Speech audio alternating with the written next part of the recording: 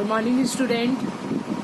आज डीबीटीटी के student semester 2 के स्टूडेंट के लिए पेपर 5 के यूनिट 4 का दूसरा जो इम्पोर्टेंट टॉपिक है उसको आज हम लोग डिस्कस करेंगे इस वीडियो में, जिसमें हम जानेंगे कि लर्निंग को प्रभावित करने वाले कारकों में परिपक्वता के अलावे और भी बहुत सारे कारक हैं, जिसमें दूसरा प्रमुख कारक है जो लर्निंग को सीखने को प्रभावित करता है, उसको कहते हैं अवधान, मतलब अटेंशन। अवधान कहिए या ध्यान कहिए, एक ही बात है।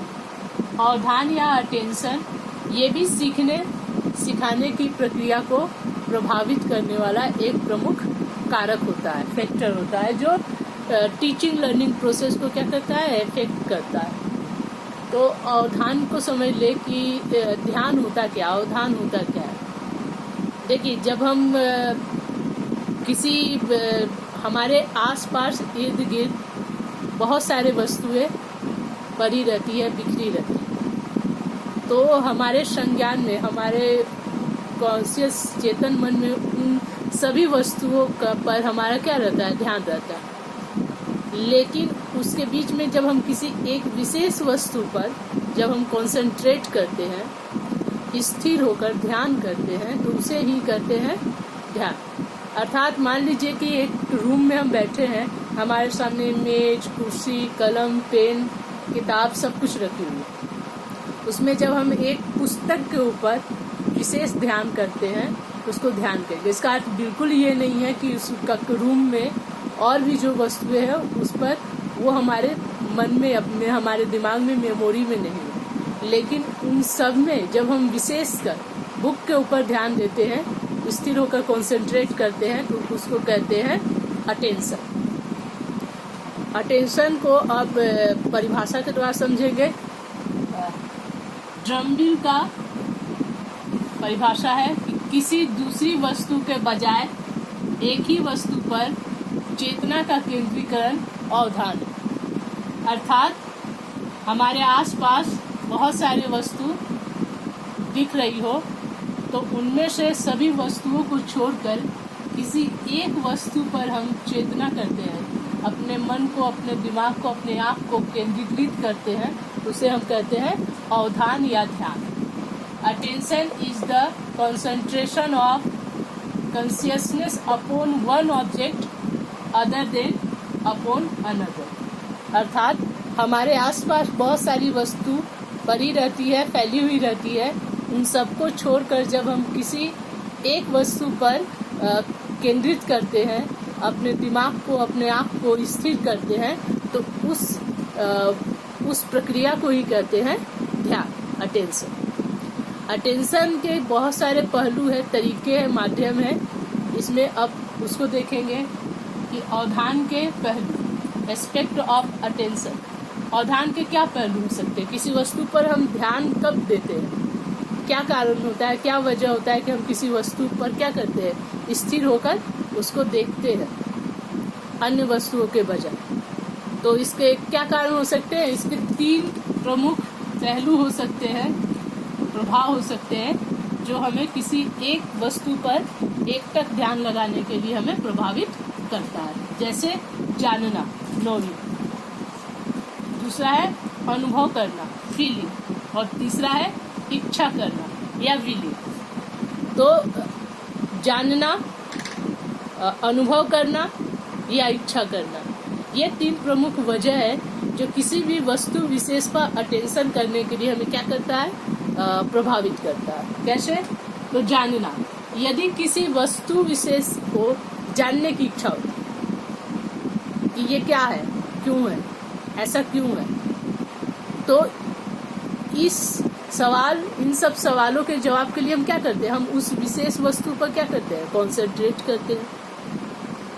तो ये प्रक्रिया क्या हो गई, ये हमें किसी विशेष वस्तु पर ध्यान रखने में क्या करती है, मदद करती है। जैसे कक्षा में सभी स्टूडेंट एक जैसा व्यवहार नहीं करते हैं, कुछ बच्चे शरारती भी होते हैं, कुछ बच्चे होते हैं जो इंट्रोवर्ट होते हैं, अपने ही आप में खोए रहते हैं, कक्षा के बाकी बच्चों से नहीं जुड़ते हैं। तो ऐसे परिस्थिति में क्या होगा, उनका सारा बोली व्यवहार, उनका बॉडी लैंग्वेज वो क्या हो जाता है, अन्य बच्चों से क्या हो जाती है, अलग हो जाती है। तो वैसे बच्चे क्या होते हैं, पूरे कक्षा का, शिक्षक का, सबका क्या है, ध्यान केंद्रित करने का केंद्र बन जाते हैं। और सबको ये जानना चाहता है कि वो बच्चा वैसा क्यों है, क्या कारण है कि बच्चा कक्षा में किसी से बोलता नहीं है। इसके कई कारण हो सकते हैं। वो घमंडी हो सकता है, वो शर्माता है, या कोई उससे दोस्ती नहीं करता, उसको बोलने में दिक्कत होती है, अनेक कारण हो सकते हैं। तब जब हम हमारे आसपास इर्द गिर्द बहुत सारी वस्तुएं फैली हो और उन सबको छोड़कर हम किसी एक वस्तु विशेष पर कंसंट्रेट करते हैं, तो इस प्रोसेस को ही क्या कहते हैं, अटेंशन करते हैं। तो पहला फैक्टर क्या है, एस्पेक्ट क्या है,